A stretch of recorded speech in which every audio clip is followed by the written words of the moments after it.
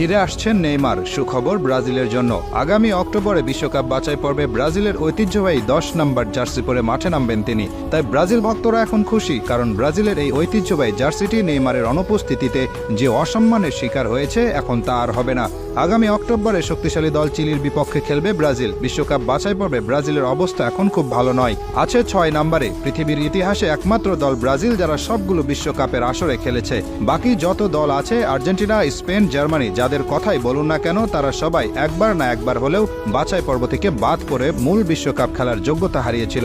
কিন্তু ব্রাজিলই একমাত্র দল যাদের কোনোদিন এমন কিছু দেখতে হয়নি। কিন্তু এবার শঙ্কা জেগেছে বিশ্বকাপ বাছাই পর্ব থেকে বাদ পড়ার। আর তাই এমন সময়ে দলের প্রাণভোমরা নেইমারের দলে ফেরার এমন ঘোষণা আশা জাগিয়েছে ব্রাজিল ভক্তদের মনে। কারণ নেইমার কি জিনিস সেটা সকলেই জানে। নেইমার এমন একজন খেলোয়াড় যিনি একাই পারেন একটা ম্যাচ জিতিয়ে নিয়ে আসতে। বর্তমানে ব্রাজিল দলে যারা আছেন তারা সবাই